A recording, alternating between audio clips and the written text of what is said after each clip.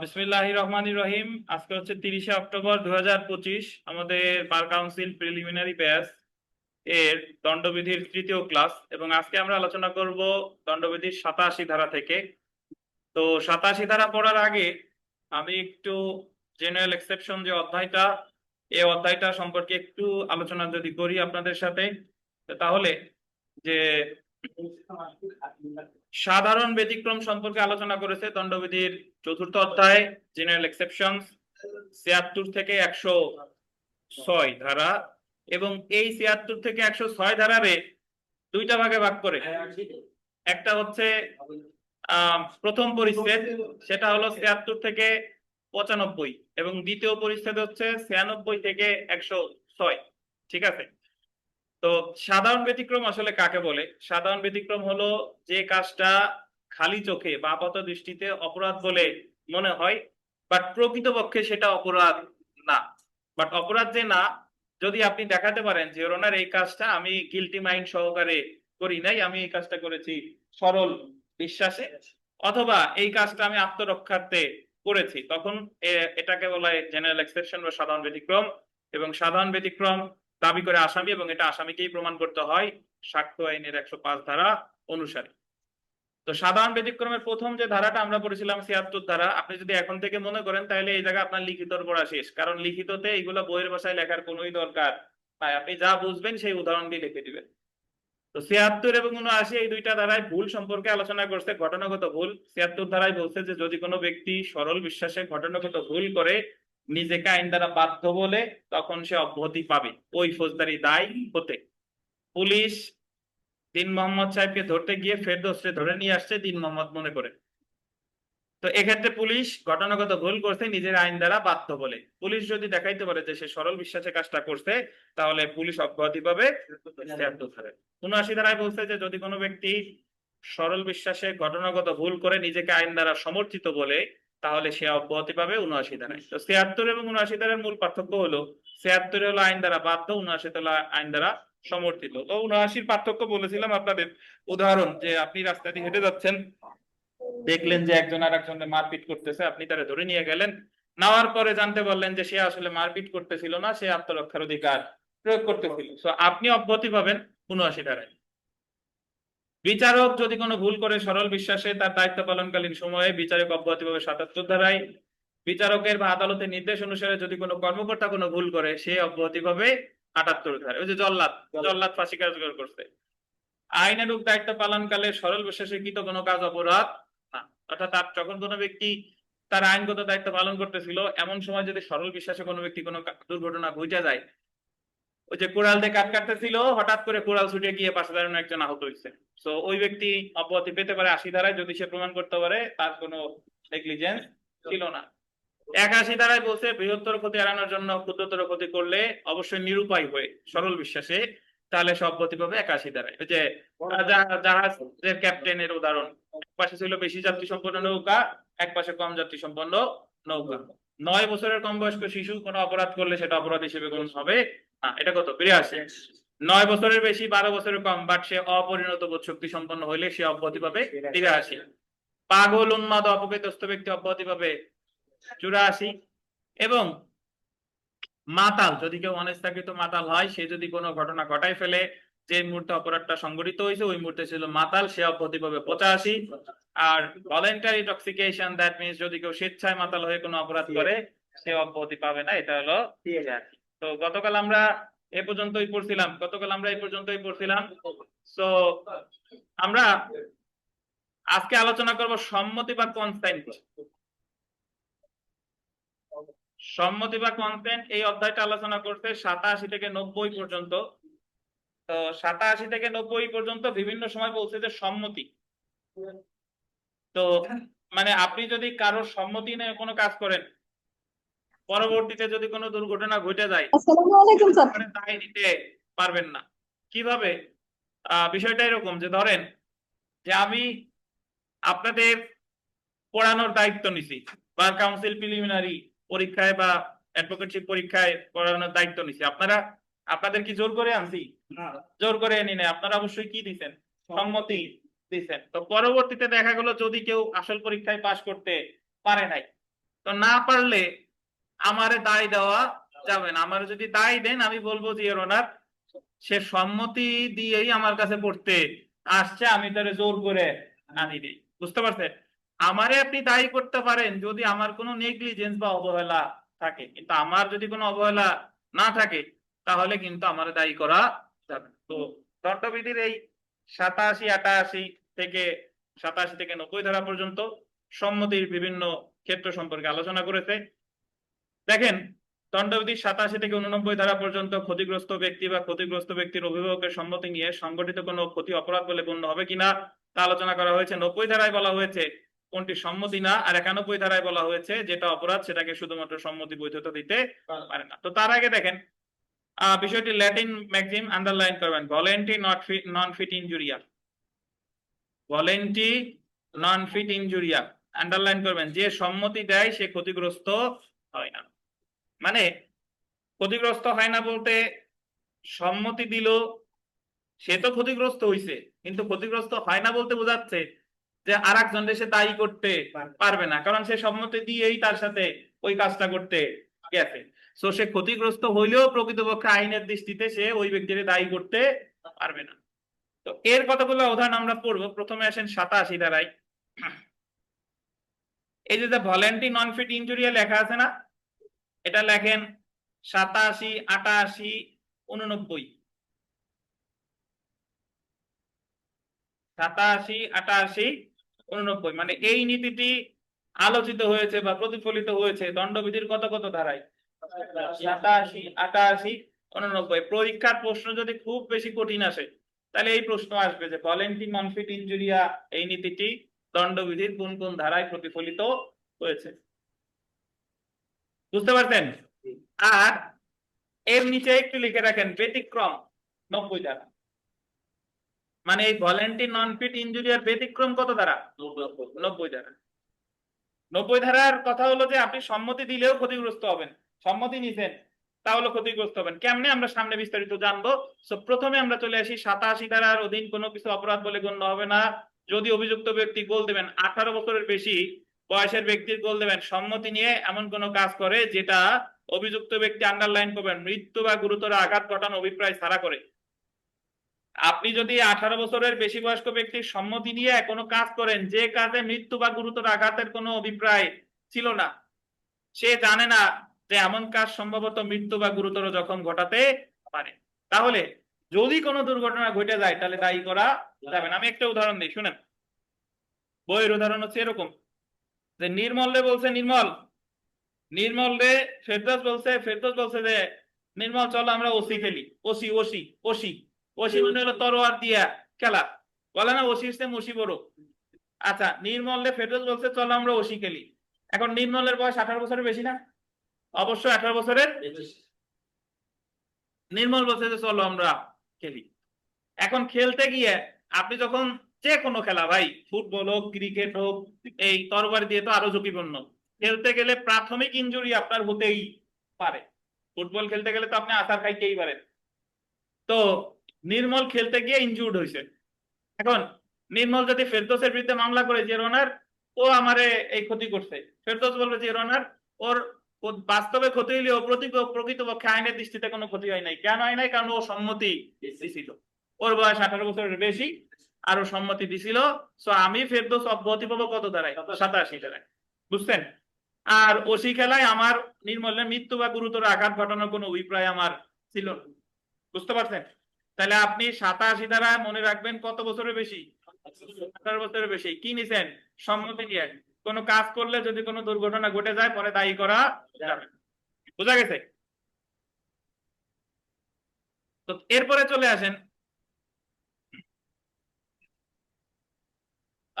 89 ধারাটা আমরা একটু দেখবো। 89 ধারা, 89 ধারার অধীন কোনো কিছু অপরাধ বলে গণ্য হবে না যদি কার্যটি গোল দিবেন 12 বছর কম বয়সের শিশু। সরি, আমরা তো বললাম 87, আগে 88 তে আসেন। 88, হ্যাঁ 88 বাদ পড়ে গেছে, জি আগে 88, জি 88 ধারার অধীনে কোনো কিছু অপরাধ বলে গণ্য হবে না যদি অভিযুক্ত ব্যক্তি অন্য কোনো ব্যক্তির মৃত্যু ঘটানোর অভিপ্রায় ছাড়া এবং অন্য কোনো ব্যক্তির লেখা আছে না, অন্য কোনো ব্যক্তির নিচে লেখেন 12 বছর বা তার বেশি বয়সের।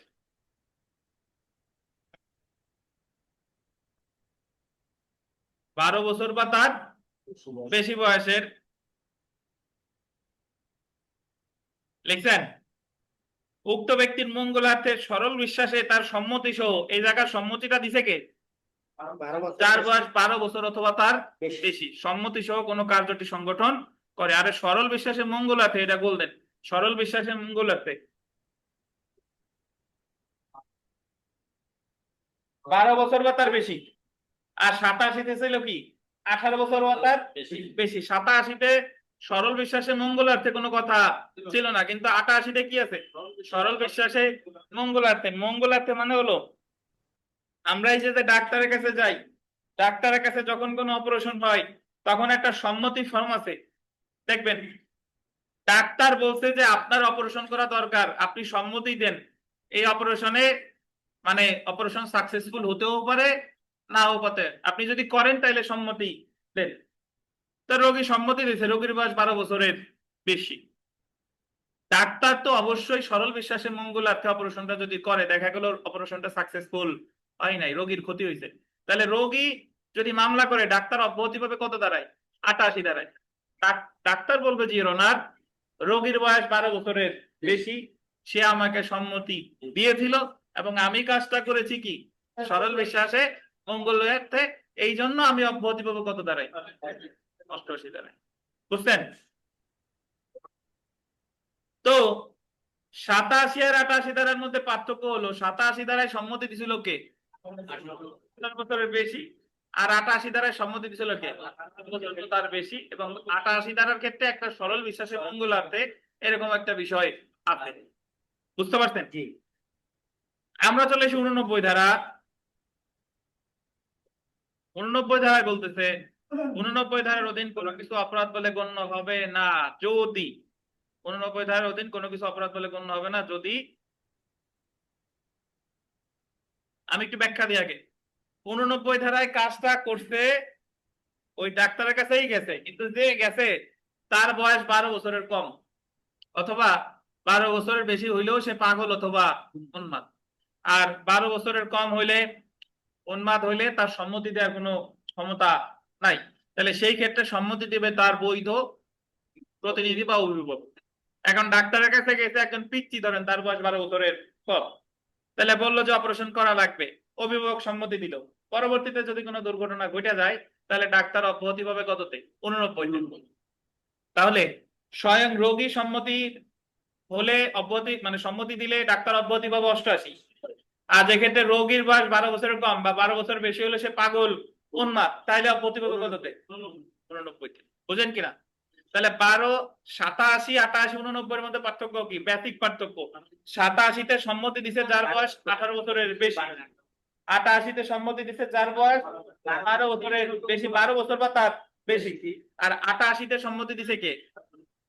12 বছরের কম বয়স্ক ব্যক্তির অভিভাবক, অথবা 89, জি 89-তে সম্মতি দিছে 12 বছরের কম বয়স্ক ব্যক্তির অভিভাবক, অথবা তার বয়স 100 বছর হইতে পারে, বাট সে আসলে পাগল উন্মাদ, পাগল উন্মাদ। তাহলে 89টা দেখেন, কার্যটি আন্ডারলাইন করবেন 12 বছরের কম বয়স্ক শিশু বা অপ্রকৃতস্থ ব্যক্তির মঙ্গলার্থে করা হয়, এবং কার্যটি আন্ডারলাইন করবেন সরল বিশ্বাসের সংগঠন করা হলে, এবং কার্যটি উক্ত শিশু বা অপ্রকৃতস্থ ব্যক্তির অভিভাবক বা তার আইনগত তত্ত্বাবধায়কের ব্যক্ত বা অব্যক্ত সম্মতি নিয়ে সংগঠন করলে। এটা বলতেন ব্যক্ত বা অব্যক্ত সম্মতি। এখন আপনি যদি বলেন যে স্যার ব্যক্ত সম্মতি তো বুঝলাম যে তার অনুমতি নিছে, আর অব্যক্ত সম্মতি কি? অব্যক্ত সম্মতি হয়েছে ডাক্তার বলছে যে এর অপারেশন করা দরকার, আপনার যদি আপত্তি থাকে তাহলে বাধা দেন, আর নাইলে অপারেশন করে ফেলি, আপনি বাধা দেন নাই, তাহলে কি আছে? সম্মতি আছে। বুঝেন কিনা? তো 88 আর 89 ধারার ভিতরে পার্থক্য যদি আপনি খুঁজেন, দেখেন 88 ধারার ক্ষেত্রে বয়স 12 বছর বা তার বেশি, আর 89 ধারার ক্ষেত্রে 12 বছরের কি কম। আর 88 ধারায় সম্মতি দেয় ক্ষতিগ্রস্ত ব্যক্তি, আর 89 ধারার সম্মতি দেয় কে? তার অভিভাবক। বুঝছেন না? আর আমি যদি 87 আর 88-র মধ্যে খুঁজি, 87-তে সম্মতি দিচ্ছে যার বয়স কত 18 বছর বেশি, এবং 88-তে সম্মতি দিচ্ছে যার বয়স 12 বছর বা তার বেশি।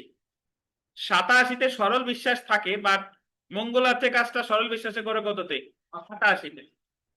আর 87-তে ওই যে ওসি খেলতে গিয়ে নির্মল দায়ী করতে পারে যদি ফেরদৌস ইচ্ছা করেই নির্মলের আঘাত করে, তাহলে আবার ফেরদৌস অব্যাহতি পাবে না। তো এই হলো পার্থক্য। এখন আপনারা সেলফ প্র্যাকটিসের 2 নাম্বার প্রশ্নটা আমরা একটু পড়ি, চলে আসেন। পাইছেন?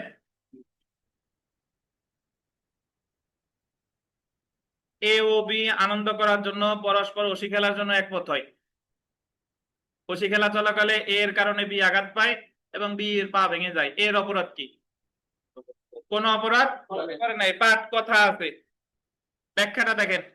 ওসি খেলার জন্য এ ও বি মধ্যকার সম্মতি বোঝায় যে অসাধুতার ক্ষেত্র ছাড়া অনুরূপ ওসি খেলার সময় সংঘটিত যে কোনো আঘাত বহনে তারা একমত। ওসি খেলা চলাকালে এর কারণে বি যে আঘাত পেয়েছে তার জন্য এ কোনো অপরাধ করেনি, কিন্তু এ যদি খেলার নিয়ম বিরুদ্ধ ফাউল প্লে, আন্ডারলাইন করেন, খেলার নিয়ম বিরুদ্ধ ফাউল প্লে পন্থা অবলম্বন করে কোনো গতি করে তাহলে কিন্তু দায়ী হবে। মানে আপনি তারে ডাকছেন যে চলো আমরা ফুটবল খেলি, এখন খেলতে গিয়ে ইচ্ছা করে তারা ল্যাং মেরে ফেলাই দিচ্ছেন, তাহলে আবার আপনি কি দায়ী হবে। এই আকিনুর সাহেব 5 নাম্বার প্রশ্নটা জোরে পড়েন, জোরে, অনেক জোরে। 7 জন ক জানতো যে খকে অপারেশন করলে খ এর মৃত্যু হতে পারে, কিন্তু খ এর সম্মতিক্রমে এবং খ এর মঙ্গলের জন্য এবং সরল বিশ্বাসে ক অপারেশনটি করে খ মারা যায়। ক কি ধরনের অপরাধ করেছে? কোন অপরাধ করেনি। যেহেতু ক্ষয়ের সম্মতিক্রমে, এই জায়গা বলে নাই ক্ষয়ের বয়স কত, যেহেতু বলে নাই ধরে নিবেন সে সাবালক, তাহলে সে যত সম্মতি দিছে এবং অপারেশনটা করছে সরল বিশ্বাসে ডাক্তার, তো সে যদি মারা যায় ডাক্তার কোনো অপরাধ করে নাই, অব্যাহতি পাবে কত দাঁড়ায় 88। বুঝতে পেরেছেন? আচ্ছা, 8 নাম্বার প্রশ্ন জোরে পড়েন আকিনুর, অনেক জোরে। ক তার ছেলের মঙ্গলের জন্য একজন সার্জনকে দিয়ে অপারেশন করাতে চায়। সার্জন শিশুটির পিতার নিকট থেকে অনুমতি নিয়ে অপারেশন করে, শিশুটি মারা যায়, সার্জনের অপরাধ কোনো অপরাধ করেনি। এই জায়গায় শিশুর পিতা সম্মতি দিছে, তো যেহেতু সম্মতি নিয়ে কাজটা হইছে এই জায়গায় কোনো অপরাধ হয় না। এটা কত পরে বলেন? 89 না? 89। তো তাহলে আমরা আগে ফেরত যাই, এখন পড়বো 90 ধারাটা। তাহলে একটা জিনিস দেখলেন যে যে সম্মতি দেয় সে কি হয় না, ক্ষতিগ্রস্ত হয় না। এই ভলেন্টি নন ফিট ইনজুরিয়া এই নীতিটি প্রতিফলিত হয়েছে কত কত ধারায়? 87, 88।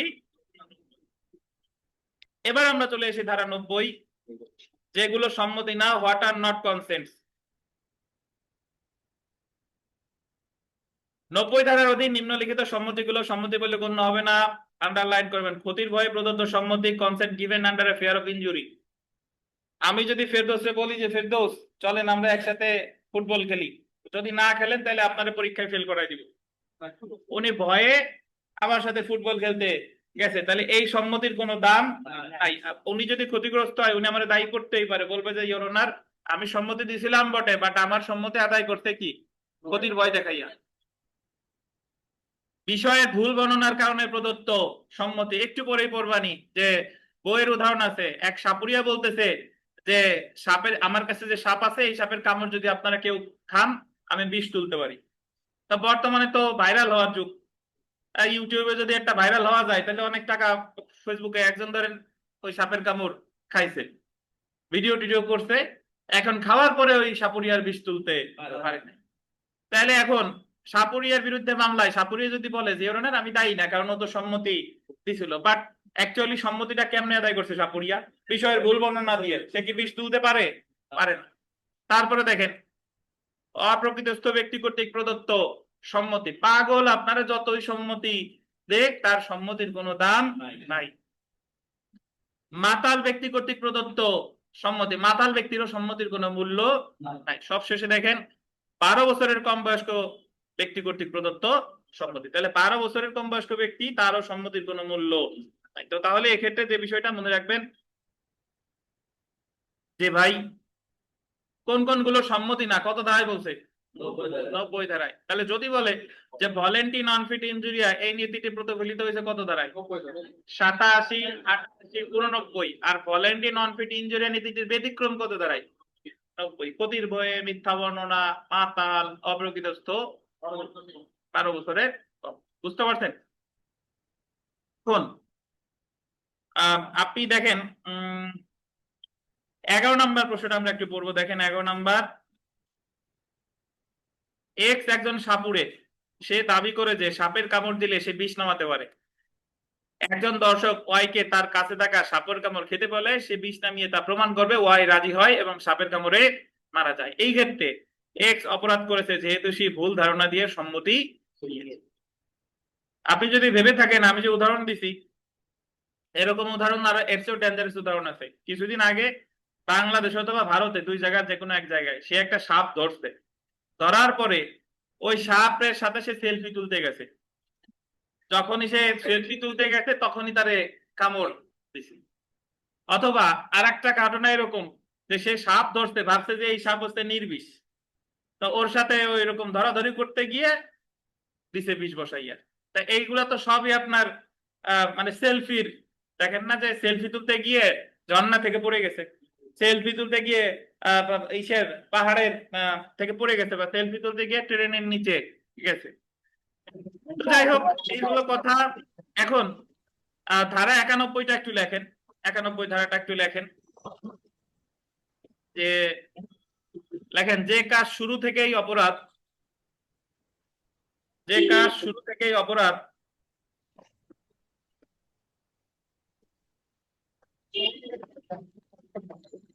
যে কাজ শুরু থেকেই অপরাধ, সম্মতি কখনো উক্ত কাজকে বৈধ করতে পারে না। সম্মতি কখনো উক্ত কাজকে বৈধ করতে পারে না। যেমন গর্ভপাত,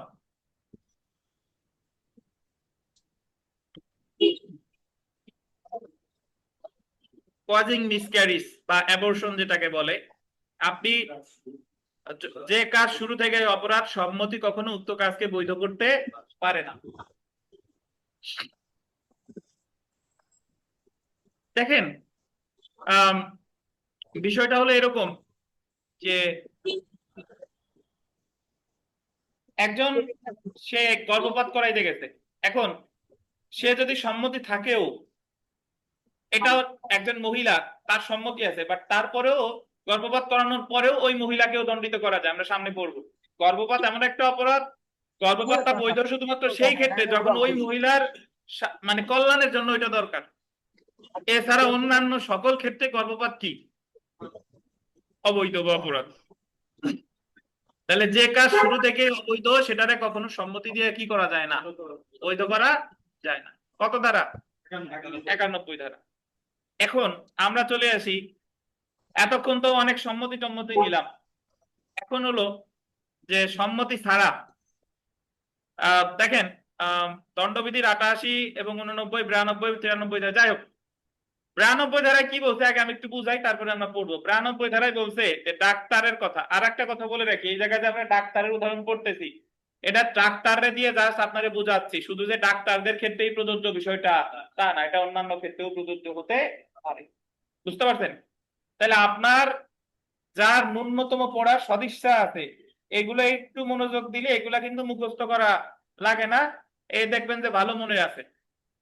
92 ধারায় বলতেছে যে ডাক্তারের কাছে ধরেন একজন পেশেন্ট আসছে, এমন অবস্থায় আসছে ওই পেশেন্টেরও সম্মতি নেওয়ার সুযোগ নাই, তার যে অভিভাবক আছে অভিভাবকের সম্মতি নেওয়ার সুযোগ নাই, এবং ডাক্তার দেখলেন যে এই মুহূর্তে তার অপারেশন করা দরকার, অপারেশন না করলে আরো অবস্থা খারাপ হতে পারে, দেখা গেল যে অপারেশনটা সাকসেসফুল হয় নাই, তাহলে ডাক্তারের দায় দেওয়া যাবে না যদি ডাক্তার ওই কাজটা সরল বিশ্বাসের মঙ্গলার্থে করা হয়।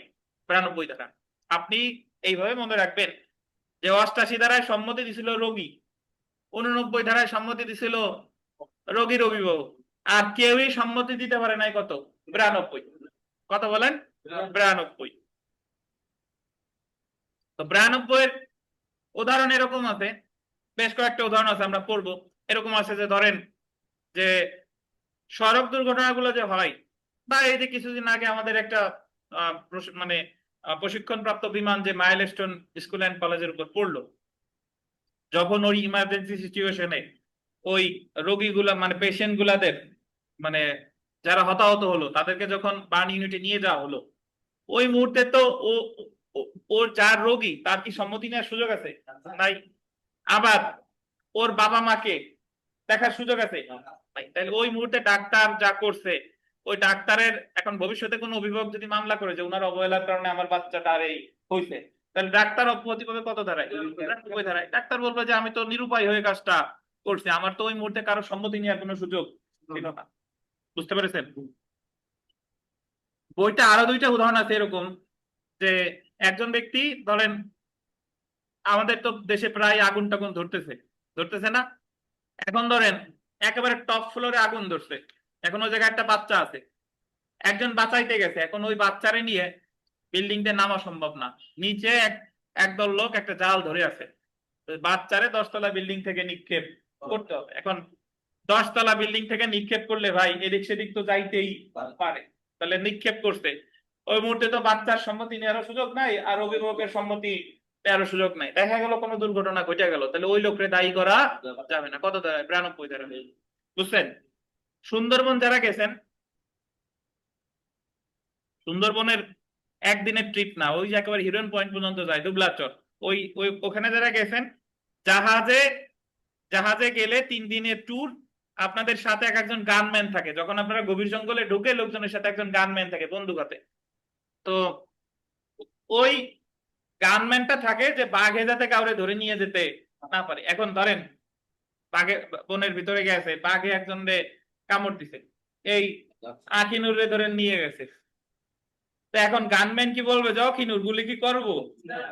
আখিনুরের সম্মতি নেওয়ার সুযোগ আছে?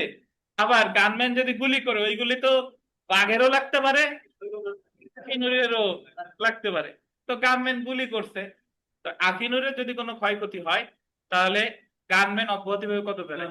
এই 92 দাঁড়ায়, কারণ এই ক্ষেত্রে কারোরই সম্মতি নেওয়ার কোনো সুযোগ ছিল না। তো দেখেন,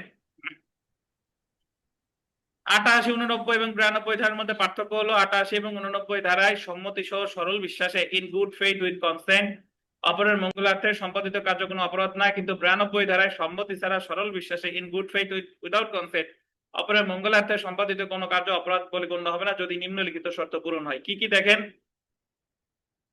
কার্যটি কোনো ব্যক্তির মঙ্গলার্থে সংগঠনে করা হয়েছে, অবশ্যই কাজটা করতে হবে কিসে? মঙ্গলার্থে। এটা সরল বিশ্বাসে করা হয়েছে। কিভাবে সরল বিশ্বাসে? কার্যটি এমন প্রেক্ষাপটে করা হয়েছে যে যে ব্যক্তির মঙ্গলার্থে কার্যটি করা হয়েছে তার সম্মতি নেওয়া কি ছিল? অসম্ভব ছিল, মানে ওই মুহূর্তে তার সম্মতি নেওয়ার কোনো পসিবিলিটি ছিল না। তো আমরা এখানে একটা উদাহরণ আছে, দেখেন, 4 জন একটি শিশুকে দুর্ঘটনায় পতিত হতে দেখতে পায় যে অবিলম্বে অস্ত্রোপচার সংগঠন না করলে উক্ত দুর্ঘটনা মারাত্মক। এই জায়গায় মারাত্মক বানান ভুল, আপনাদের অধিকাংশ জায়গায় মারাত্মক, এই জায়গায় তয় ম ফেলা হবে, তয় ব না, মারাত্মক বানান হলো তয় ম, ঠিক আছে? আত্মা বানান লেখেন না আত্মা, সেরকম আর কি। দুর্ঘটনা মারাত্মক আকার ধারণ করার সম্ভাবনা রয়েছে, পরিস্থিতি এমন যে শিশুর অভিভাবকের নিকট আবেদন করার সময় নেই, শিশুটির অনুরোধ সত্ত্বেও সার্জন এ সৎ বিশ্বাসে শিশুর মঙ্গলের জন্য শিশুটির অস্ত্রোপচার করে, সার্জন কোনো অপরাধ করেনি। বুঝছেন? তাহলে 12 বছরের বেশি বয়স্ক রোগীর সম্মতি নিছে 80, 12 বছরের কম বয়স্ক রোগীর অভিভাবকের সম্মতি নিছে 89, কারোর সম্মতি নেওয়ার সুযোগ ছিল না কত? 92। বোঝা গেছে?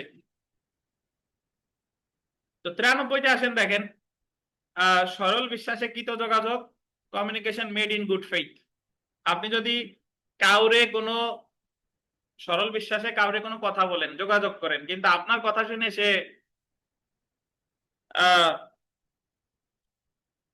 ক্ষতিগ্রস্ত হয়েছে, ধরেন ডাক্তার বের হয়ে বলতেছে, ডাক্তার রোগীরে বলতেছে যে আপনি তো সিগারেট ছাড়েন না, সিগারেট যদি না ছাড়েন আপনি তো 1 মাসের মধ্যে মারা যাবেন, এই কথা শুনে উনি স্ট্রোক করে ওই জায়গায় মারা গেছে। তাহলে ডাক্তাররা কিন্তু এই জায়গা দায়ী করা যাবে না, সে তো এই কাজটা কিসের জন্য বলছে? সরল বিশ্বাসে বলছে। আর ডাক্তারের যদি ইন্টেনশন থাকে যে ওরে এমন একটা কথা বলবো তাতে ও মারা যায়, তাহলে আবার এটা কি হবে? অপরাধ হিসেবে গণ্য হবে। দণ্ডবিধি 93 ধারা অনুযায়ী যদি কোনো ব্যক্তির মঙ্গলের জন্য কোনো সংবাদ প্রেরিত হয়, তাহলে যে ব্যক্তির নিকট উক্ত সংবাদ প্রেরিত হয় সে ব্যক্তির কোনো ক্ষতি সাধন হলে কাজটি যেহেতু সরল বিশ্বাসে সংঘটিত হয়েছে তাই সেটা কোনো অপরাধ হবে না। বুঝতে পারছেন? আমরা বিগত বছর একটা প্রশ্ন যদি দেখেন যে একজন শল্য চিকিৎসক মানে সার্জন আর কি সরল বিশ্বাসে একজন রোগীকে বলে আপনি আর বাঁচবেন না, এতে উক্ত রোগী মানসিক আঘাত পেয়ে মারা যায়, এক্ষেত্রে শল্য চিকিৎসক নিম্নের কোন অপরাধ করেছেন? কোন অপরাধ করেন নাই। আর যদি বলে একজন শল্য চিকিৎসক পূর্ব পরিকল্পিত উপায়ে রোগীরে বলেন যে আপনি আর বাঁচবেন না, তাহলে আবার এটা অপরাধ হচ্ছে। কত ধারায়? তাহলে সে 93 ধারায় কিন্তু অব্যাহতি পাবে না। বুঝছেন? তো আমরা সেলফ প্র্যাকটিসের এখানে 3 নাম্বার প্রশ্নটা যদি দেখি, দেখেন যে প তার ঘোড়া থেকে পড়ে যায় এবং অজ্ঞান হয়ে পড়ে। সার্জন প দেখতে পায় যে প এর মাথায় গুলি ছিদ্র করা প্রয়োজন। পকে হত্যা করার উদ্দেশ্য ছাড়া কিন্তু সরল বিশ্বাসে প এর মঙ্গলের জন্য তার জ্ঞান ফেরার পূর্বে প এর মাথায় ছিদ্র করে। এই ক্ষেত্রে ক কি করছে? কোনো অপরাধ করে নাই। 4 নাম্বার বিবিআই দেখেন, প এবং শিশু ফ একটি জ্বলন্ত ঘরে রয়েছে, নিচে লোকজন একটি কম্বল ধরে রেখেছে। প শিশুটিকে গৃহচূড়া থেকে নিক্ষেপ করে। প জানতো যে উক্ত পতন শিশুটির মৃত্যু ঘটাতে পারে। প শিশুটিকে নিক্ষেপ করলে শিশুটি মারা যায়। এক্ষেত্রে প দণ্ডবিধির কোন ধারায় অপরাধ করেনি? 92 ধারায়। ঠিক আছে। 5 নাম্বারও গুরুত্বপূর্ণ। জামান বাঘের কবলে পতিত হয় জামানের মঙ্গলের জন্য এবং জামানকে হত্যা করার অভিপ্রায় ব্যতীত, কিন্তু এটা সম্ভবত জামানের মৃত্যু ঘটাতে পারে। এমনটি জেনে আরিফ বাঘকে লক্ষ্য করে গুলি ছোড়ে, গুলির কারণে জামান আহত এবং নিহত হয়। এক্ষেত্রে আরিফ কি কোনো অপরাধ করেনি এবং এ আরিফ দণ্ডবিধির অধীন সাধারণ ব্যতিক্রমের অধিকারী হবে। 93 ধারা বুঝতেন কিনা? 92 93 বুঝতেন? 94 ধারায় আপনারা একটা এডিশনাল পেজ পাবেন, ওই পেজটা একটু দিচ্ছি, একটু অপেক্ষা করেন। আচ্ছা, 94 ধারায় যে কথা বলতেছে, 94 ধারা বিবিআই ভাই, এখানে লিখিত পরীক্ষায় প্রশ্ন আসে, প্রিলিতে আসতে পারে। 94 ধারায় ক্ষেত্রে আপনার একটা পরিষ্কার ধারণা থাকতে হবে। হুমকির কারণে কোনো ব্যক্তি যে কাজ করতে বাধ্য, act to which a person is compelled by threats. পুরাতন বই যাদের আছে তাদের বইতে নেই, সমস্যা নাই, আমি ইলেকট্রিসিটি আসলে এডিশনাল পেজ দিলে ওইটা পাবেন। তো আমার কথা আগে শুনেন, আমি আগে বুঝাই, তারপরে আমরা আগাবো। 94 ধারায় বলতেছে যে আপনারা যদি ভয় দেখাইয়া, আপনারা যদি মৃত্যুর ভয় দেখাইয়া কোনো কাজ করানো হয়, তাহলে আপনি ওই কাজের ফলে দায়ী হবেন না। কিভাবে? আমি আবুল হোসেন খানকে বললাম যে আবুল হোসেন খান, আমি আপনাকে হত্যা করব যদি আপনি নির্মলের মাথা না ফাটান। তা আবুল হোসেন খান মারা যাওয়ার ভয়ে নির্মলের মাথা কি ফাটাই। তাহলে এই ক্ষেত্রে আবুল হোসেন খানের বিরুদ্ধে যদি মামলা হয়, মামলা তো হবেই, উনি মাথা ফাটাইছে, মামলা তো হবেই। উনি যদি বলেন যে রোনার আমি মাথা ফাটাইছি বটে, বাট মাথা না ফাটাইলে তো আমি আমারে আজকে আসামি হিসেবে পাইতেন না, কেন আমারে মৃত্যু তাৎক্ষণিক মৃত্যুর ভয় দেখাইছে। তো তাৎক্ষণিক মৃত্যুর ভয় দেখাইয়া যদি কোনো অপরাধ করানো হয়, তাহলে ওই ব্যক্তি অব্যাহতি ভাবে কত ধারায়? 94 ধারায়। বুঝেন কিনা? এইটা বুঝেন? একদল ডাকাত একজন কামার রে, কামার বুঝেন তো, ব্ল্যাক স্মিথ, কামার রে বলছে যে তুই যদি আমাদের সাথে না যাস তোরে এখনই গুলি করে মেরে ফেলবে। তো কামার গেছে, কামারে নিয়ে গেছে যে সিন্দুক টিন্দুক আছে, তালা টালা খোলা লাগবে। কামার তো ভয়তে গেছে এবং কামার গিয়ে সিন্দুক টিন্দুক আছে এগুলা খুলছে। বলেন তো কামারের অপরাধ হয়েছে কিনা? কামারের অপরাধ হয় নাই। কেন? কামারকে কি ভয় দেখাইছে? ভয় দেখাইছে। এইটুকু কি বুঝছেন? তবে কথা আছে, যদি তার মৃত্যুর ভয় না দেখাইয়া যদি অন্য কোনো ভয় দেখায় কাজ করায়, তাহলে ওই ব্যক্তি অব্যাহতি পাবে না। কামাররে যদি বলে যে তোর হাত ভেঙে ফেলবো আমাদের সাথে না গেলে, এবং হাত ভাঙার ভয়ে গেছে, তাহলে কামার কি অব্যাহতি পাবে? পাবে না। কামার অব্যাহতি পেতে হলে কামারে দেখাইতে হবে কিসের ভয়? মৃত্যুর ভয়। এটুকু বুঝছেন না? অর্থাৎ মৃত্যুর ভয় ছাড়া অন্য কোনো ভয় দেখাইয়া যদি কাজ করেন, তাহলে সে কিন্তু অব্যাহতি পাবে না। এলো সাফ কথা। এইটুকু বুঝেন নাই কে কে? তার মানে মৃত্যুর ভয় দেখাইয়া কোনো কাজ করানো হলে যে কাজটা করলো সে অব্যাহতি পাবে। আর মৃত্যুর ভয় না দেখায় যদি অন্য কোনো ভয় দেখায় কাজ করায়, তাহলে সে অব্যাহতি পাবে না। এইটুক তো পরিষ্কার। এখন ব্যতিক্রম অংশ, ব্যতিক্রম অংশ হলো যে মৃত্যুর ভয় দেখাইয়া যদি আপনাকে দিয়ে দুইটা কাজ করায়, দুইটা অপরাধ করায়, ওই দুইটা অপরাধ করলে আপনি 94 ধারার সুবিধা পাবেন না। মৃত্যুর ভয় দেখাইয়া যদি আপনারে দিয়ে খুন করায়, কি বলেন, খুন করায়, তাহলে আপনি 94 ধারার সুবিধা পাবেন না। যতই আপনি বলেন না কেন যে আমার তো ভয় দেখাইছে, মৃত্যুর ভয়, 94 খুন করলে 94 ধারার সুবিধা পাওয়া যাবে। আর একটা হলো মৃত্যুর ভয় দেখাইয়া রাষ্ট্রবিরোধী অপরাধ করানো, যে রাষ্ট্রবিরোধী অপরাধের সাজা হলো মৃত্যুদণ্ড। আমি তারে বললাম একজন যে তোমারে এখনই মেরে ফেলবো যদি তুমি বাংলাদেশের বিরুদ্ধে যুদ্ধ ঘোষণা না করো। তো বাংলাদেশের বিরুদ্ধে যুদ্ধ ঘোষণার শাস্তি হলো মৃত্যুদণ্ড, রাষ্ট্রবিরোধী অপরাধ এবং কি মৃত্যুদণ্ড। তাহলে যদিও তারে আমি মৃত্যুর ভয় দেখাইছি, বাট সে যদি খুন করে বা সে যদি রাষ্ট্রবিরোধী এমন কোন অপরাধ করে যে অপরাধের সাজা কি মৃত্যুদণ্ড, তাহলে সে 94 ধারার সুবিধা পাবে। এই হলো 94 ধারার নারী নক্ষত্র। মৃত্যুর ভয় দেখাইয়া কোনো কাজ করাইলে আপনি 94 ধারার সুবিধা পাবেন, তবে মৃত্যুর ভয় দেখাইয়া দুইটা অপরাধ করাইলে অব্যাহতি পাবেন না। একটা হলো খুন আর একটা হলো রাষ্ট্রবিরোধী অপরাধ, যে রাষ্ট্রবিরোধী অপরাধের সাজা কি মৃত্যুদণ্ড। আর মৃত্যুর ভয় ছাড়া অন্য কোনো ভয় দেখাইয়া যদি অপরাধ করায় তাহলেও আপনি 94 ধারার সুবিধা পাবেন। বুঝছেন? এবার পড়ি দেখেন তো,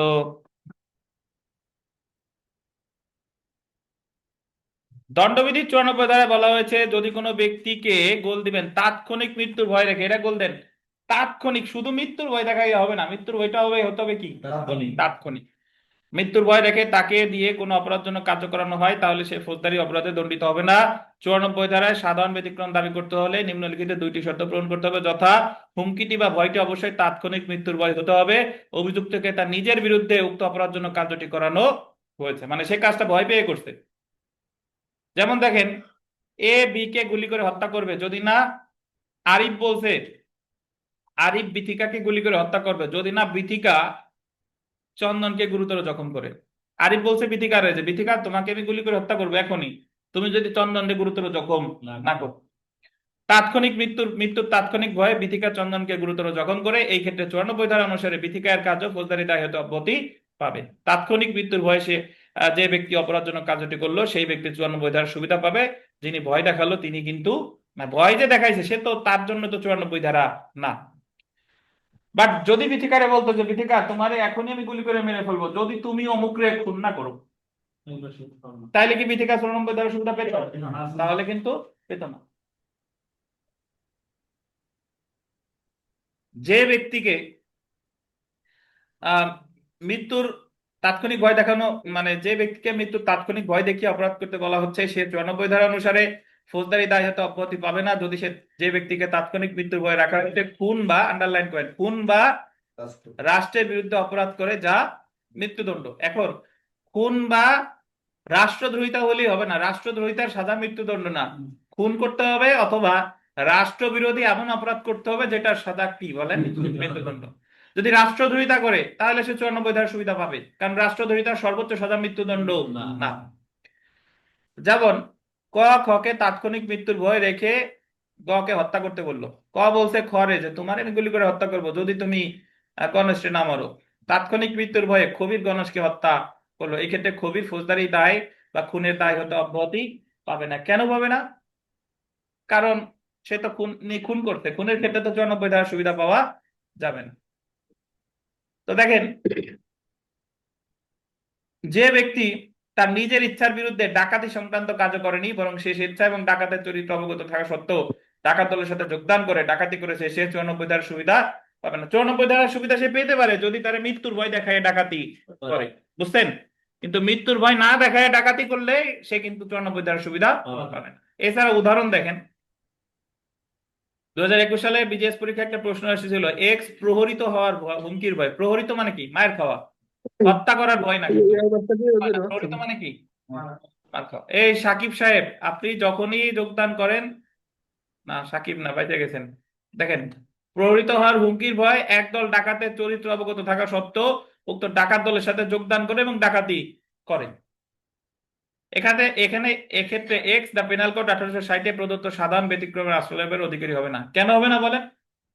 কারণ তাৎক্ষণিক মৃত্যুর ভয় এক্স কে দেওয়া হয়নি এবং এক্স কে প্রহরিত হওয়ার হুমকি দেওয়া হয়েছিল। প্রহরিত মানে হলো আঘাত করা, হত্যা না। সে তার নিজের ইচ্ছার বিরুদ্ধে উক্ত ডাকাতি সংক্রান্ত কার্য করেনি, বরং সে স্বেচ্ছায় এবং ডাকাতের চরিত্র অবগত থাকা সত্ত্বেও উক্ত ডাকাত দলের সাথে যোগদান করে। আর ওই যে অবগত থাকা সত্ত্বেও যোগদান করছে, তার মানে নিজের ইচ্ছাই তো করছে, এই কারণে সে 94 ধারার সুবিধা পাবে না। তাহলে নির্মল 94 ধারা বলেন তো কি বলছে, জোরে বলেন, অনেক জোরে।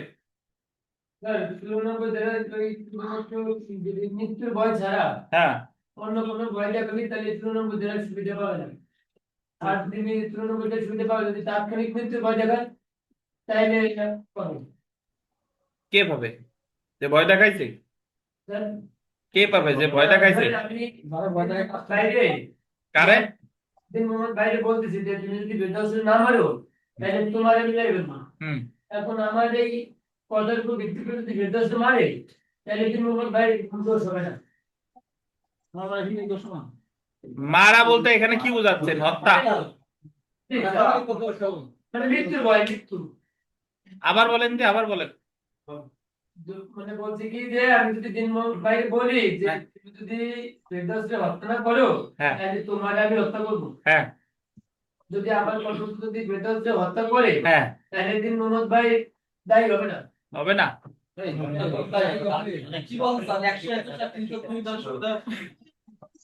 এই মিলন বলেন তো হবে কিনা? তাৎক্ষণিক মৃত্যুর ভয় দেখাইয়ে যদি কোনো কাজ করা হয় সেটি অপরাধ বলে গণ্য হবে না স্যার। তা এই যে নির্মল যে উদাহরণ বলছে, এটা কি ঠিক কিনা? ঠিক আছে তো। আবুল হোসেন খান বলেন, ঠিক না ভুল? তাহলে সঠিক উত্তর কি হবে? যদি ভয় দেখানো যদি বলে মিলনকে আমি বলছি যে তুমি মিলনকে ফোন করো, মৃত্যুর ভয় দেখে যদি হিজবুল মিলনকে ফোন করে এই ক্ষেত্রে হিজবুল অপরাধী। অপরাধী হবে, কারণ খুন করলে 94 ধারার সুবিধা পাবেন না। খুন আর রাষ্ট্রবিরোধী অপরাধ ছাড়া অন্য কিছু করলে 94 ধারার সুবিধা পাওয়া যাবে। যদি স্যার একটু ভয় দেখায় স্যার তার মাথা ভাঙবে বা হাত পা ভাঙবে এই জন্য সব ফোন করলে অপরাধী। তাহলে সেলফ প্র্যাকটিসের 2।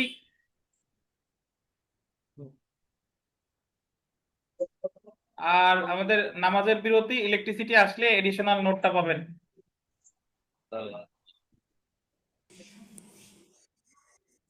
95 ধারা দেখেন, সামান্য ক্ষতিকারক কার্য অপরাধ নয়।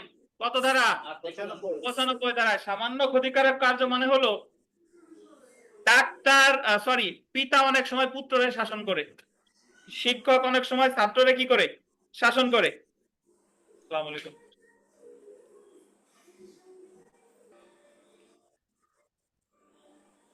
হালকা সামান্য ক্ষতিকারক কার্য কোনো অপরাধ নয়। পিতা অনেক সময় পুত্ররে সন্তানদের শাসন করে, শিক্ষক অনেক সময় ছাত্ররে শাসন করে, তাহলে এটা কোনো অপরাধ হিসেবে গণ্য হবে না। কিন্তু তার মানে এই না যে শাসন করতে গিয়ে তারা আত্মরা বানাই ফেলছে, তাহলে হবে না। ব্যাট দিয়ে পিটাইয়া দেখা গেল যে তার গায়ে একবারে মানে সে গুরুতর জখম হয়ে গেছে, তাহলে কিন্তু আবার 95 ধারার সুবিধা পাবেন না। দেখেন, কোনো কিছুই অপরাধ না যা কোনো অপরাধ সংগঠনের অভিপ্রায় ব্যতীত বা কোনো ক্ষতিকর ইচ্ছা ছাড়া সংগঠন করা হয় এবং যা সামান্য প্রকৃতির ক্ষতিকারক কার্য। বিচারিক নজির দেখেন, পিতা তার সন্তানকে সামান্য মারধর করলে বা গালাগালি করলে তো অপরাধ নয়, কেননা পারিবারিক জীবনে, এ জায়গা পারিবারিক বানান ভুল আছে, সবগুলো রশ্মি, পারিবারিক জীবনে এরূপ ঘটনা অতি তুচ্ছ এবং সাধারণ বটে। বুঝছেন? এখন বন্ধুরে চর থাপ্পড় দিয়ে আবার বলেন না যে সামান্য ক্ষতিকারক কার্য কোনো অপরাধ নয়। আচ্ছা, আমরা চলে আসি রাইট অফ প্রাইভেট ডিফেন্স, ব্যক্তিগত প্রতিরক্ষা। 93 থেকে 106। আমি আপনাদের বলছিলাম জেনারেল এক্সেপশনের 73 থেকে 106, বাট এটারে ভাগ করছে কয় অধ্যায়ে? দুই মানে 2 ভাগে। প্রথম ভাগ হলো 73 থেকে 95, আর দ্বিতীয় ভাগ হলো 96 থেকে 106। তো এটা দেখেন, ব্যক্তিগত প্রতিরক্ষা বা প্রাইভেট ডিফেন্স, এই জিনিসটা আসলে কি? প্রাইভেট ডিফেন্সের আরেক বাংলা হচ্ছে আত্মরক্ষার অধিকার। ব্যক্তিগত প্রতিরক্ষার বাংলার একটা কি?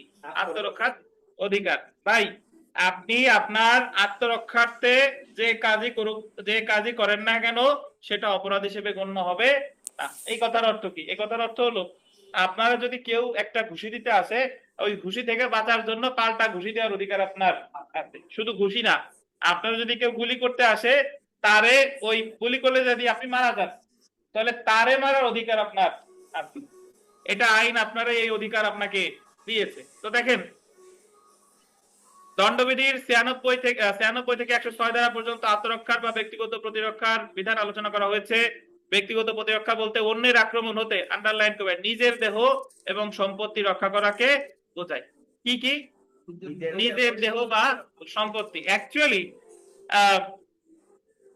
একটু পরেই পড়বো, নিজের দেহ প্লাস অন্যের দেহ, নিজের সম্পত্তি প্লাস অন্যের সম্পত্তি। মানে ব্যক্তিগত প্রতিরক্ষার অধিকার প্রয়োগ করে একজন ব্যক্তি নিজের যেরকম বাঁচাইতে পারে, নিজের সম্পত্তি যেরকম রক্ষা করতে পারে, ঠিক একই ভাবে অন্যের সম্পত্তি, অন্যের দেহ রক্ষা করার অধিকার, অন্যের সম্পত্তি অন্যের দেহ রক্ষার্থে আপনি যদি আত্মরক্ষার অধিকার প্রয়োগ করেন, কোনো অপরাধ হবে না। তাহলে প্রথমে দেখেন, 96 ধারায় বলেছে ব্যক্তিগত প্রতিরক্ষার অধিকার প্রয়োগকালে কৃত কোনো কিছুই অপরাধ না। এটা মনে রাখতে হবে। Nothing is an offence which is done in the exercise of the right of private defence. মানে আপনি আত্মরক্ষার অধিকার প্রয়োগ করে যে কাজই করেন না কেন, আত্মরক্ষার অধিকার প্রয়োগ করলে যে কাজই করেন না কেন, সেটা কি হবে না? অপরাধ হবে না। এখন আমরা 97 ধারায় কি আছে এটা একটু পড়ি, দেখেন। ধারা 97, যে ক্ষেত্রে ব্যক্তিগত প্রতিরক্ষার অধিকার প্রয়োগ করা যায়, ব্যক্তিগত প্রতিরক্ষার অধিকার বলতেন শরীর ও সম্পত্তির ক্ষেত্রে প্রয়োগ করা যায়। মানে ব্যক্তিগত প্রতিরক্ষার অধিকার আপনি শরীর রক্ষার্থেও পারেন, আবার কি সম্পত্তি রক্ষার্থেও পারেন। নিজের শরীর অন্যের শরীর, নিজের সম্পত্তি অন্যের সম্পত্তি। 97 ধারা অনুযায়ী ব্যক্তিগত প্রতিরক্ষার অধিকার প্রয়োগ করা যায় অন্যের আক্রমণ হতে, আন্ডারলাইন করেন, নিজের বা অন্যের দেহ রক্ষা করতে আর নিজের বা অন্যের সম্পত্তি রক্ষা করতে। পাইছেন?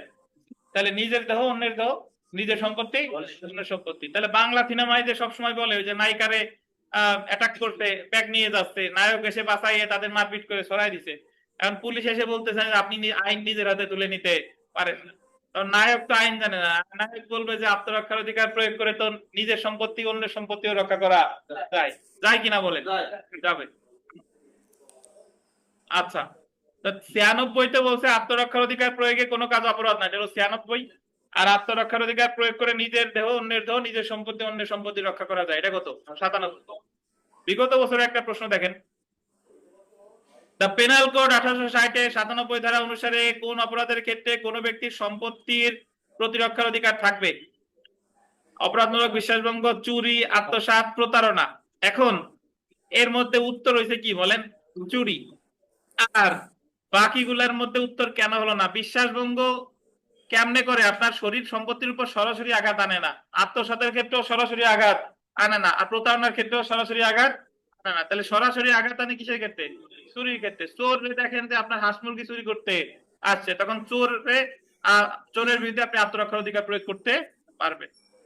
এখন 98 ধারাটা দেখেন, শিশু এবং অপ্রকৃতস্থ ব্যক্তির বিরুদ্ধে আত্মরক্ষার অধিকার। কার কার বিরুদ্ধে? শিশুর বিরুদ্ধে এবং অপ্রকৃতস্থ ব্যক্তি। একজন শিশু এসে আপনারে আঘাত করতে আসতেছে, এখন শিশু হইলেও তার বিরুদ্ধে আমার নিজের বাঁচার জন্য তার বিরুদ্ধে আমার আত্মরক্ষার অধিকার থাকবে, তাতে সে শিশু হোক আর পাগল হোক। এখন মাহবুব সাহেব বলেন তো, যে শিশু যদি আপনারে ধরেন একটা 7 বছর বয়সী বালক আপনারে আইসা তাও দিয়ে কোপাইতে গেছে, এখন আপনার তো আত্মরক্ষার অধিকার এই জায়গায় 98 ধারা আপনারা দিছে, এখন ও যদি আপনারা কোপ দিয়েই ফেলে, ওর অপরাধ হবে কিনা বলেন? কোথায় বলা আছে?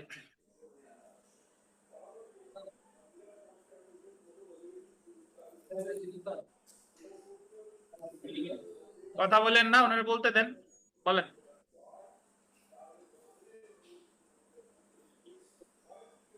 কালকে পড়ছি, বলেন, পারবেন বলেন, পূর্ণ বলেন।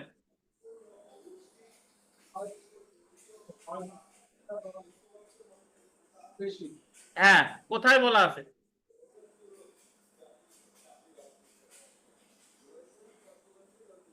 মিলন যে প্রশ্নটা করছি, যে 7 বছরের একজন বালক এসে মাহবুব সাহেবরে তা দিয়ে একটা কোপ দিছে, এখন ওই শিশুর কি কোনো অপরাধ হইছে কিনা? হয় নাই। কেমনে বুঝবেন হয় নাই? কোথায় বলা আছে?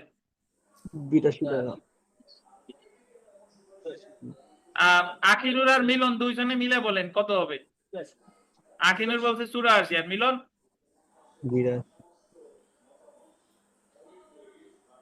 লুৎফর সাহেব কি বলেন? কিছু তো বলেন, বলবেন যে দণ্ডবিধির সংশ্লিষ্ট ধারায় উল্লেখ আছে।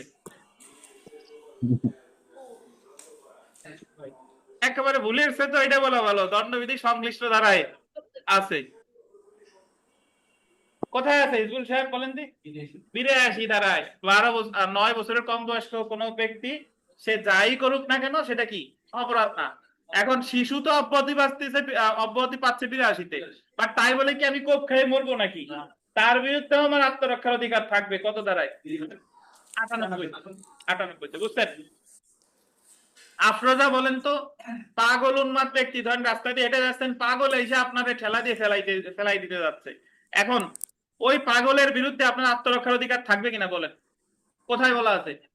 98। তার পাগল যদি ঠেলে দিয়ে ফেলে দেয়, পাগলের বিরুদ্ধে মামলা করলো, পাগল অব্যাহতি পাবে কত ধারায় বলেন?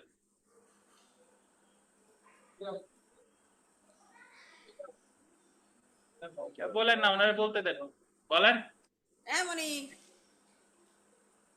অনলাইনে বলেন, পাগল অব্যাহতি পাবে কত ধারায়? 94 84 স্যার 84 সরি 84 84 ধারায়। অপ্রকৃতস্থ উন্মাদ কত ধারায় পাবে? 84 স্যার যারা ইউটিউবে ক্লাস করে তারা শুনে বলবে না যে আমি বোধহয় পাগলদের পড়াচ্ছি, একজনেরও সেন্স নাই।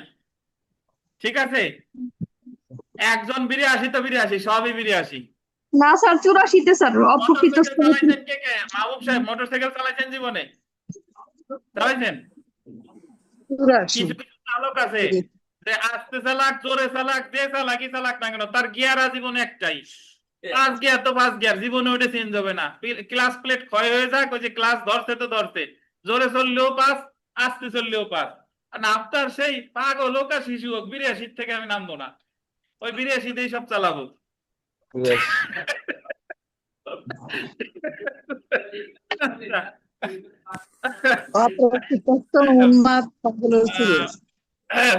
তাহলে আমি এই জায়গায় মনে রাখবো যে শিশু উন্মাদ এদের বিরুদ্ধেও আত্মরক্ষার অধিকার থাকবে কততে? 98। এখন আমরা একটু চলে আসি 99 ধারা। দেখেন, যে সকল ক্ষেত্রে ব্যক্তিগত প্রতিরক্ষার অধিকার নাই, মানে আমরা তো জানি যে আমারে কেউ আঘাত করতে আসলে আমার আত্মরক্ষার অধিকার আছে, বাট সব কিছু কিছু ক্ষেত্র আছে যে ওই ক্ষেত্রে আমি আত্মরক্ষার অধিকার প্রয়োগ করতে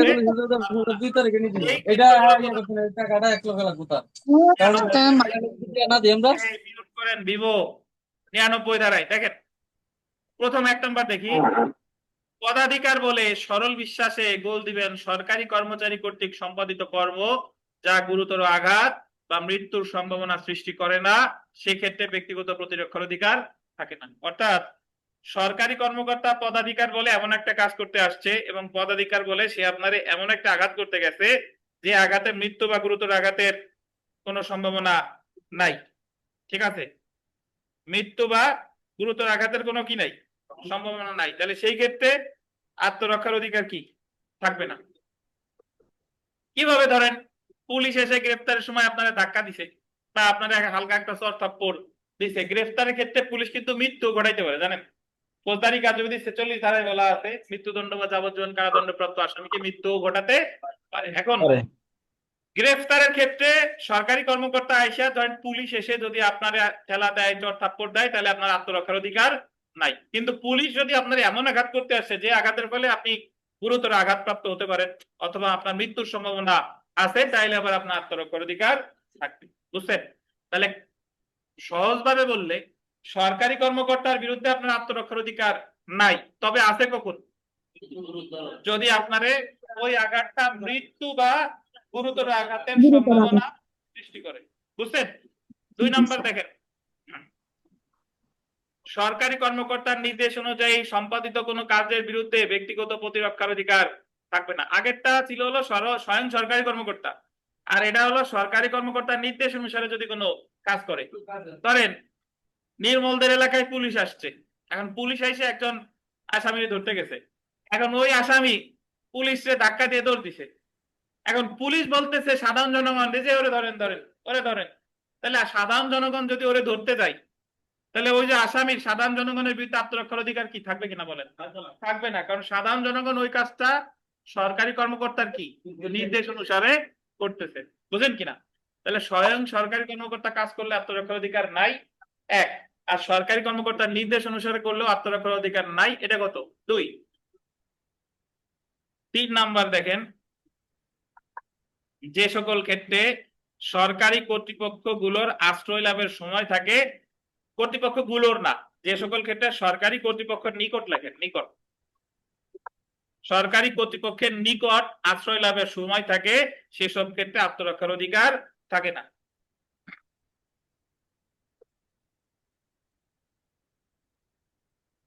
মানে হলো আপনারা একজন আঘাত করতে আসতেছে, এখন আপনি জানেন যে এই সময় আমি পুলিশের কাছে যে আমি বলতে পারি যে অমুক আমার আঘাত করতে আসতেছে, আমার আপনারা রক্ষা করেন। তা আপনি তার কাছে আশ্রয় না নিয়ে আপনি যদি নিজে আইন হাতে তুলে নেন তাহলে হবে না, বুঝতে পারছেন? আত্মরক্ষার অধিকার তখনই প্রয়োগ করা যাবে যখন আমার কাছে কোনো মানে আইন শৃঙ্খলা বাহিনী কেউ নাই, এই পরিস্থিতিতে আমার আত্মরক্ষার অধিকার প্রয়োগ করা যাবে। কিন্তু আমি যদি দেখি যে আমি আত্মরক্ষার অধিকার প্রয়োগ না করে আমার বাঁচার সুযোগ আছে, তাহলে কিন্তু আমি আত্মরক্ষার অধিকার প্রয়োগ করতে পারবো না। তাহলে সরকারি কর্তৃপক্ষের বিরুদ্ধে নাই, সরকারি কর্মকর্তা নির্দেশ দিলে নাই, আর সরকারি কর্তৃপক্ষের নিকট আশ্রয় লাভের সুযোগ থাকলে আত্মরক্ষার অধিকার নাই। 4 নাম্বার দেখেন, প্রতিরক্ষার জন্য যতটুকু ক্ষতি করা প্রয়োজন তা অপেক্ষা অধিক ক্ষতির ক্ষেত্রে আত্মরক্ষার অধিকার প্রয়োগ করা যাবে না। এটার অর্থ হলো আঘাত যতটুকু প্রতিঘাত ততটুকু। এই কথাটার ব্যাখ্যা হলো আপনারে যদি কেউ থাপ্পড় দেয় তাহলে আপনার অধিকার আছে তারে ওই অতটুকু আঘাত করার, কি দেওয়া? থাপ্পড় দেওয়ার।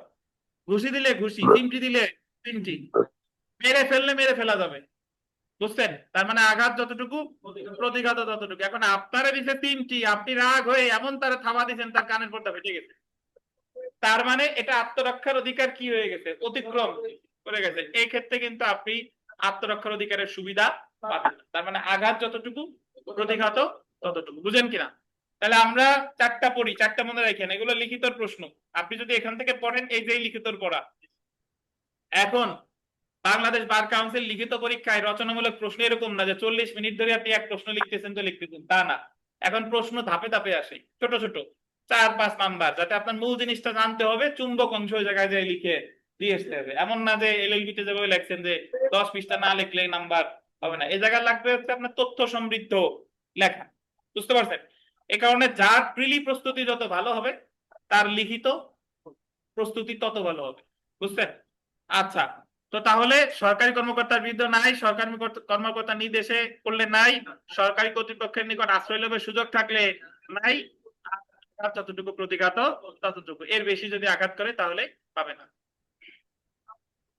এখন আমরা চলে আসি ধারা 100 আর 103, যে ব্যক্তিগত প্রতিরক্ষা প্রয়োগে কখন মৃত্যু ঘটানো যায়।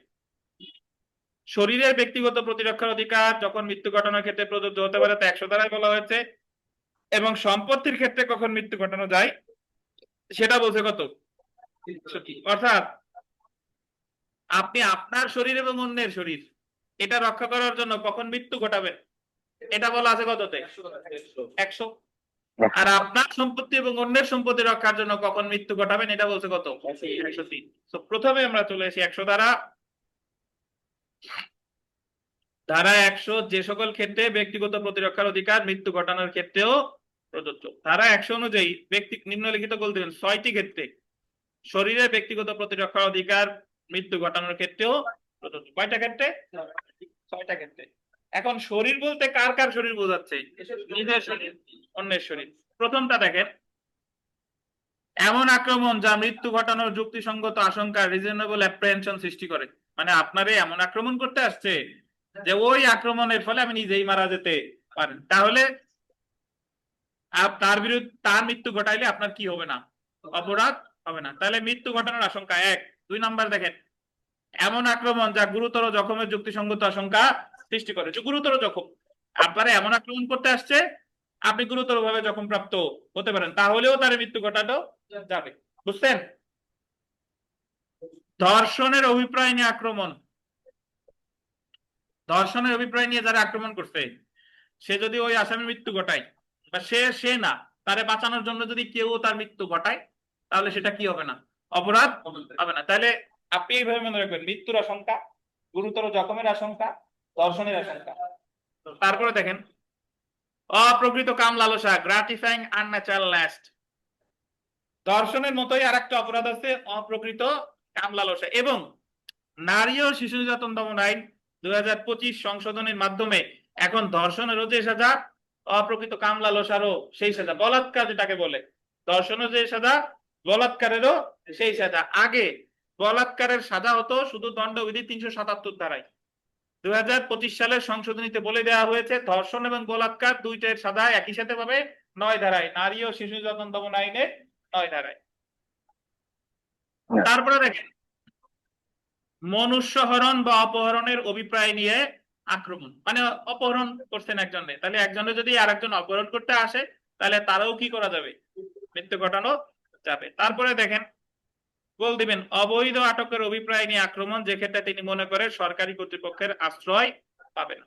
অবৈধ আটক হলো যে যখন কোনো ব্যক্তিরে একটা নির্দিষ্ট রুমের মধ্যে বা একটা নির্দিষ্ট গণ্ডির মধ্যে আটকায় রাখতে, সে ওই জায়গা থেকে আর বের হতে পারবে না, এটারই বলে হচ্ছে অবৈধ আটক। তো অবৈধ আটক যদি করে সেই ক্ষেত্রেও মৃত্যু ঘটানো যেতে পারে। তাহলে শরীর রক্ষার্থে কি কি আবার বলি: মৃত্যুর আশঙ্কা, গুরুতর জখমের আশঙ্কা, ধর্ষণের আশঙ্কা, গুরুতর অপ্রকৃত কাম লালসা, অপহরণ আর অবৈধ আটক, যে ক্ষেত্রে সরকারি কর্তৃপক্ষের নিকট আশ্রয় লাভের সুযোগ থাকে না। বুঝছেন? তাহলে এইগুলা কি শুধু নিজের শরীরের ক্ষেত্রে? নিজের শরীর প্লাস নিজের এবং অন্যের শরীর স্যার। আমরা চলে আসি 103 ধারা। যে সকল ক্ষেত্রে সম্পত্তি সম্পর্কিত বলতেন, সম্পত্তি সম্পর্কিত ব্যক্তিগত প্রতিরক্ষার অধিকার মৃত্যু ঘটানোর ক্ষেত্রেও প্রযোজ্য। এটা হলো কিসের ক্ষেত্রে? সম্পত্তির ক্ষেত্রে। ধারা 103 অনুযায়ী নিম্নলিখিত গোল দিবেন 4টি ক্ষেত্রে। কয়টা ক্ষেত্রে? 4টি ক্ষেত্রে সম্পত্তি সম্পর্কিত ব্যক্তিগত প্রতিরক্ষার অধিকার মৃত্যু ঘটানোর ক্ষেত্রেও প্রযোজ্য। কি কি দেখেন? 1 নম্বরে দস্যুতা, রবারি। দস্যুতার আর এক বাংলা আছে ছিনতাই। তো যে ছিনতাই করতে আসছে, আপনারে করতে আসুক বা আর একজনরে করতে আসুক, তার মৃত্যু ঘটানো কি যাবে। রাত্রে বেলায় অপথে, রাত্রে বেলা শব্দটা বলতেন, অনেকে শুধু অপথে গৃহপ্রবেশ হইলেই দাগান, বাট এটা হতে হবে কখন? রাত্রে বেলা অপথে গৃহপ্রবেশ, হাউস ব্রেকিং বাই নাইট। এটা সামনে আমরা বিস্তারিত করবো ভাই। রাত্রে বেলা মানে হলো রাতের বেলায় অপথে শীত কাটে ঢুকছে, দরজা জানালা ভেঙে ঢুকছে, তালা ভেঙে ঢুকছে, ডুপ্লিকেট চাবি বানায় ঢুকছে, এটা হলো রাত্রেবেলা অপথে গৃহপ্রবেশ। 3 নম্বর দেখেন বাসগৃহ বা সম্পত্তি সংরক্ষণের স্থানে ব্যবহৃত স্থানে গোল দিবেন অগ্নি সংযোগ করে ক্ষতি সাধন। কোথায় বলেন? বাসগৃহে বা সম্পত্তি সংরক্ষণ, মানে সম্পত্তি সংরক্ষণের ব্যবহৃত স্থানে কি সংযোগ? অগ্নি সংযোগ। তারপরে দেখেন চুরি, ক্ষতি বা অনধিকার গৃহপ্রবেশের ভীতি যা মৃত্যু বা গুরুতর জখম ঘটাতে পারে। মানে আপনি একজনের বাসায় চুরি করতে আসছেন, ক্ষতি করতে আসছেন, অনধিকার গৃহপ্রবেশ করছেন সম্পত্তি নেওয়ার জন্য, এবং যেখানে ওই আপনার কিসের আশঙ্কা সৃষ্টি করছে? মৃত্যু বা গুরুতর জখমের আশঙ্কা যদি সৃষ্টি করে, তাহলে সেই ক্ষেত্রেও সম্পত্তি রক্ষার্থে মৃত্যু ঘটানো যাবে। তাহলে দস্যুতা, তারপরে রাত্রের বেলা অবৈধ গৃহপ্রবেশ, সম্পত্তি সংরক্ষণের স্থানে অগ্নি সংযোগ করে ক্ষতি সাধন, চুরি, ক্ষতি বা অনধিকার প্রবেশ সহ অন্যান্য অপরাধ যে ক্ষেত্রে মৃত্যু বা গুরুতর আঘাতের সম্ভাবনা সৃষ্টি করে। বুঝছেন?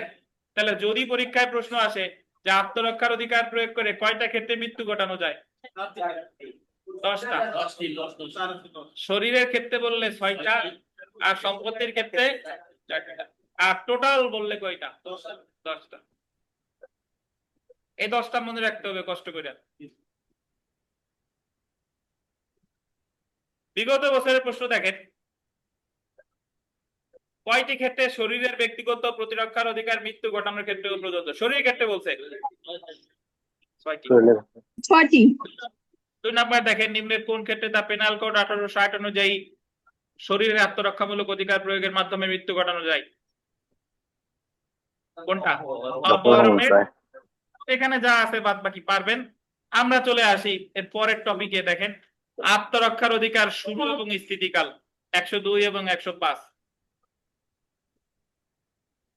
এখন প্রশ্নটা হলো যে আত্মরক্ষার অধিকার আপনি কখন প্রয়োগ করবেন। আপনার একজন থাপ্পড় দিতে আসছে, এখন কি আপনি থাপ্পড় খাওয়ার পরে তারে থাপ্পড় দিবেন, নাকি থাপ্পড় খাওয়ার আগে দিবেন? খাওয়ার আগে স্যার। ব্যাখ্যাও দিয়ে দিছে। এর ক্ষেত্রে 102, সম্পত্তির ক্ষেত্রে 105। বলছে যে যখন আশঙ্কা তৈরি হবে তখনই আপনি আত্মরক্ষার অধিকার প্রয়োগ করতে পারবেন, থাপ্পড় খাওয়ার দরকার নাই, আগেই দিতে পারবেন। এই যে দেখেন, শরীরের প্রতি আত্মরক্ষার অধিকারের শুরু এবং স্থিতিকাল ধারা কত? 102। দণ্ডবিধির 102 ধারা অনুসারে অপরাধ সংগঠনের প্রচেষ্টা বা হুমকি হতে যে মুহূর্ত থেকে শরীরের প্রতি বিপদের যুক্তিসঙ্গত আতঙ্ক সৃষ্টি হয় সেই মুহূর্ত হতে শরীরের প্রতি আত্মরক্ষার অধিকার শুরু হবে, যদিও আন্ডারলাইন করবেন অপরাধটি সংগঠিত নাও হতে পারে। এবং এমন অধিকার শরীরের প্রতি এমন যুক্তিসঙ্গত বিপদের আতঙ্ক চলমান থাকা পর্যন্ত বলবৎ থাকে। যতক্ষণ পর্যন্ত আপনার আতঙ্ক আছে ততক্ষণ পর্যন্ত এই অধিকার থাকবে। তাহলে শরীরের ক্ষেত্রে কখন শুরু হবে? কত ধারায় বলছে? 102। কখন শুরু হবে? আশঙ্কা দেখা দেওয়ার সাথে সাথে। আর কতক্ষণ পর্যন্ত চলবে? যতক্ষণ পর্যন্ত আতঙ্ক আছে। তারপরে দেখেন, সম্পত্তির প্রতি আত্মরক্ষার অধিকারের শুরু এবং স্থিতিকাল ধারা কত? 105। সম্পত্তির প্রতি বিপদের যুক্তিসঙ্গত আতঙ্ক যে মুহূর্তে শুরু সেই সময় হতে সম্পত্তির প্রতি আত্মরক্ষার অধিকার শুরু হয়। কত ধারা? তাহলে শরীরের ক্ষেত্রে কখন শুরু হবে? 102। আর সম্পত্তির ক্ষেত্রে? বুঝছেন? বিগত বছরের একটা প্রশ্ন দেখি, দেখেন, শরীরের ব্যক্তিগত প্রতিরক্ষার অধিকার স্থিতিকাল যুক্তিযুক্ত আতঙ্ক থাকা নাকি? কত ধারা? 102। তো বাদ বাকি এখানে যা আছে এগুলা সব পড়ে ফেলবেন, সব পারবেন। একেবারে শেষের পয়েন্ট, শেষের প্রশ্নটা 20 নাম্বার প্রশ্নটা দেখেন, যাদের নতুন বই তাদের বইতে আছে, পুরাতন বইতে নাই।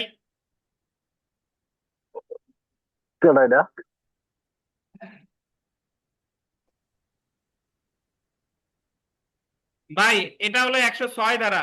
যাদের পুরাতন বইতে নাই তারা এই স্ক্রিন থেকে একটু লিখে নিয়েন, বা আশেপাশের বই থেকে একটু লিখে নিয়েন 106 ধারাটা। 106 ধারার ব্যাখ্যাটা হলো এরকম, টাইম গাজী সাহেব, যে আপনি আত্মরক্ষার অধিকার আপনারে একদল লোক গুলি করতে আসছে, এখন আপনি তার যদি আত্মরক্ষার অধিকার প্রয়োগ করেন তাহলে ওই লোকগুলোরে গুলি করা লাগে, কিন্তু ওই লোকগুলোর মধ্যে নিষ্পাপ কিছু লোক আছে, শিশু আছে।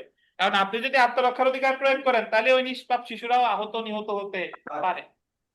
তবে আপনি আত্মরক্ষার অধিকার প্রয়োগ করলে যদি তারা আহত নিহত হয় আপনি অব্যাহতি পাবেন 106। বুঝছেন? মানে যদি আমি আত্মরক্ষার অধিকার প্রয়োগ করতে গেলে অন্য আর একজনেরও আহত হওয়ার সম্ভাবনা আছে, তথাপিও আমি অব্যাহতি পাবো। কত দ্বারাই? বুঝেন নাই? আমারে একজন গুলি করতে আসছে, এখন তারে গুলি করার অধিকার আমার আছে না? আছে। কিন্তু আমি দেখতেছি যে তারে গুলি করলে তার পাশে একজন ব্যক্তি, তারও গুলি লাগতে পারে। আমি গুলি করছি, তার পাশের জন্য লাগছে, তাহলে আমি কি পাবো? অব্যাহতি। কত দ্বারা? 106। এটাই হলো 106। বুঝতে পারছেন?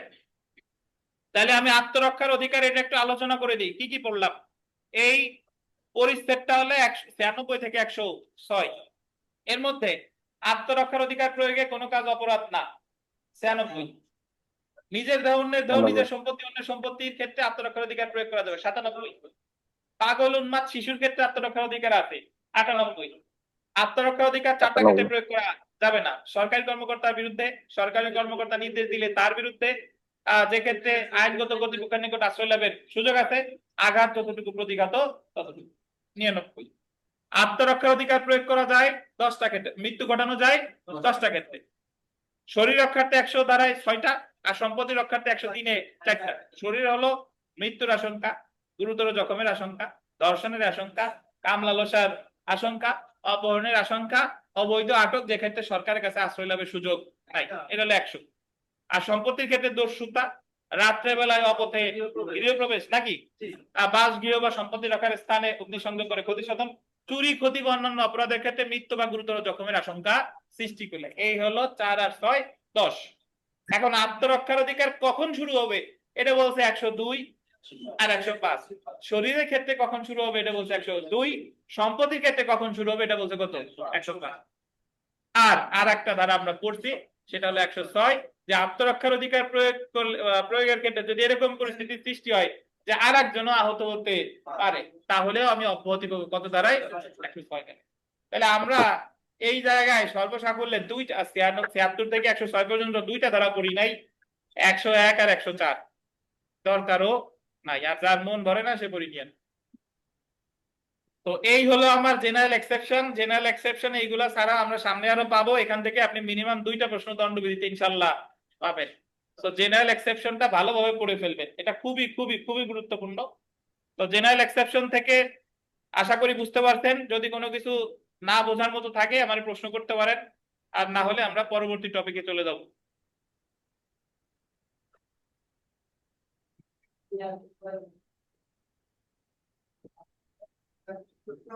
যে হ্যাঁ অবশ্যই 100 অঙ্কের পরীক্ষা হবে। ও না, আগামীকালের পরীক্ষার সিলেবাস বলে দিই। আগামীকালের পরীক্ষার সিলেবাস হচ্ছে আপনার দণ্ডবিধির 57 থেকে 106, দণ্ডবিধির 57 থেকে 106, আর ফৌজদারির রিভিশন থেকে সব শেষ পর্যন্ত। ফৌজদারির 57 থেকে 106 দণ্ডবিধি, আর ফৌজদারি হলো রিভিশন থেকে শেষ পর্যন্ত। কেউ যদি আপনি পুরোটা পড়তে পারেন আর না পারেন, ন্যূনতম যদি অ্যাটেম্পটেড যে স্যার যে সিলেবাস দেখে আমি যতটুকু পারি এইটুকু চেষ্টা করব, দেখবেন যে একটা নির্দিষ্ট সময় শেষে আপনার ভালো একটা প্রস্তুতি হয়ে গেছে। কিন্তু আপনি যদি ভয়ে পড়ে টোটালি কিছু নাই পড়েন, তাহলে দেখবেন পাহাড় সমান জমা হয়েছে।